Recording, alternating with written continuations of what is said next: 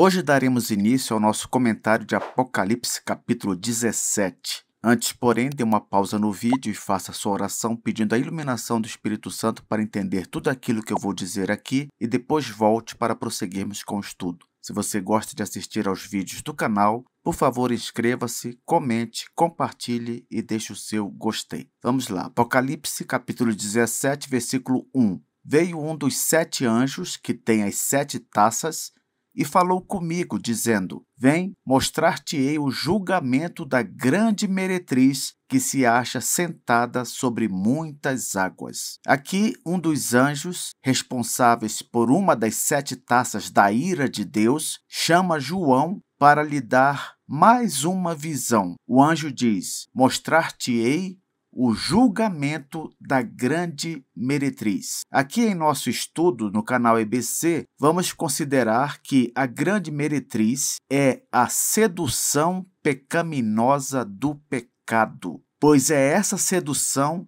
que domina este mundo. De que maneira? Com suas atratividades irresistíveis para aquelas pessoas cujos desejos são originados em uma natureza pecaminosa. A sedução do pecado se utiliza de qualquer coisa para afastar as pessoas de Deus, como, por exemplo, luxo, ideologias, prazeres mundanos e por aí vai. O texto fala que a grande meretriz, a sedução do pecado, se acha sentada sobre muitas águas. Como nós já sabemos que muitas águas são símbolos das nações não crentes, a ideia aqui é que a sedução do pecado está sobre os não crentes, sentada sobre eles, como que dominando-os. Entende a figura? Versículo 2 diz assim: Com quem se prostituíram os reis da terra,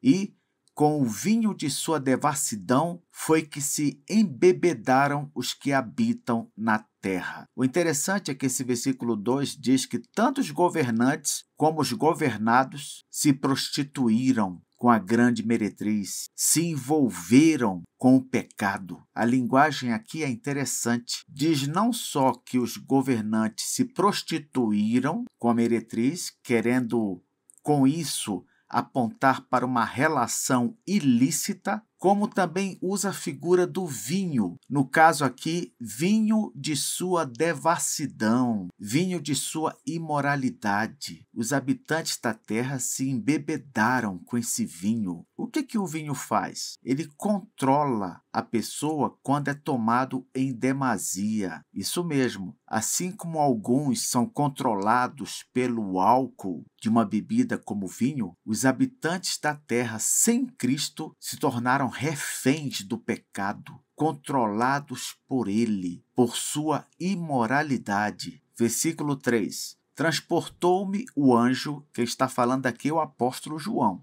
Ele está dizendo: transportou-me o anjo em espírito a um deserto e vi uma mulher montada numa besta escarlate, besta repleta de nomes de blasfêmia, com 7 cabeças e 10 chifres. Quando João diz aqui que o anjo o transportou em espírito para esse deserto, podemos tirar algumas lições dessa parte. A primeira delas é que, para João receber uma visão dessas, ele não precisava se mover fisicamente. Ele diz que foi transportado em espírito, ou seja, é uma experiência completamente espiritual. É bom deixar claro que em espírito, essa expressão em espírito, não significa uma saída literal do espírito de João de seu corpo físico. Não, essa expressão em espírito indica apenas que João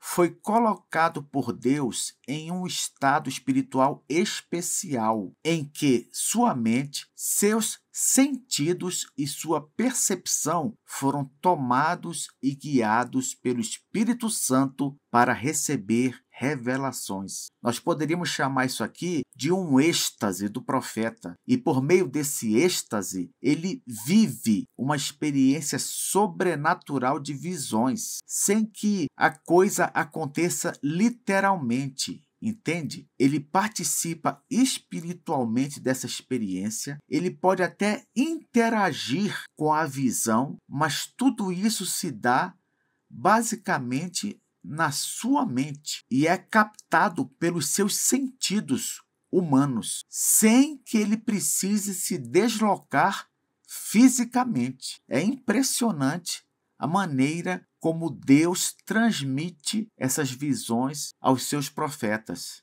não é? Eles veem, eles se relacionam com a visão, às vezes até conversam com os personagens da visão, mas na verdade tudo aquilo como que acontece em sua mente de uma forma sobrenatural. Aqui diz que João foi transportado a um deserto. É como eu falei, não fisicamente, mas apenas dentro da mente do profeta. Por que é dito, professor, que ele é transportado a um deserto? Porque nós já vimos aqui no nosso estudo que o deserto é onde também está a igreja. Lembra do comentário que fizemos lá em Apocalipse 12? O deserto é uma referência à nossa vida neste mundo, aprendendo a depender de Deus dia a dia, como aconteceu com o povo da época de Moisés, quando aquele povo peregrinou literalmente num deserto, aprendendo ali no meio das provações a depender de Deus e a confiar nele. Assim também é a nossa vida neste mundo. Este mundo é o nosso deserto. Ora, se o deserto é o mundo, nada mais natural do que a sedução do pecado também estar no mundo, não é verdade? Aqui nessa visão, essa sedução toma a forma de uma mulher. Ela é personificada. Observe, e vi uma mulher montada numa besta escarlate. Portanto, a sedução pecaminosa, ela é mencionada como a grande meretriz no versículo 1 deste capítulo 17, e agora essa mesma sedução pecaminosa é mencionada como uma mulher montada numa besta escarlate, numa besta vermelha. Essa besta escarlate, ela aponta tanto para o anticristo político como para Satanás, que é aquele que está por trás do anticristo, usando o anticristo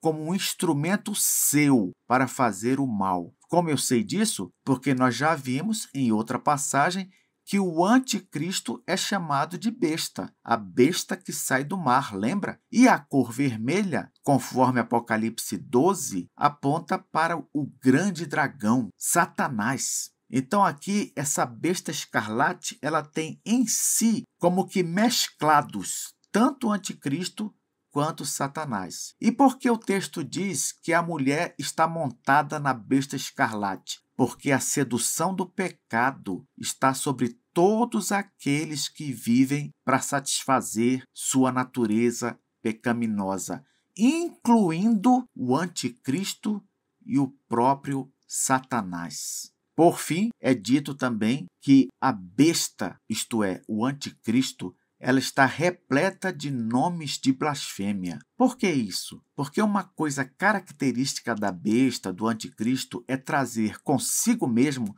todo tipo de insulto a Deus. Na verdade, se você observar com cuidado, verá que todo governante contrário a Cristo e ao seu povo, a sua igreja, sempre vai demonstrar, de alguma maneira, que só fala e age em prol de insultar a Deus, afrontar, ofender a Deus. Isso mesmo, o anticristo sempre traz consigo nomes de blasfêmia, palavras de blasfêmia, insultos a Deus e à sua igreja. Na próxima aula, veremos mais características dessa sedução pecaminosa, aqui descrita como uma grande meretriz e como uma mulher montada numa besta escarlate. Até lá!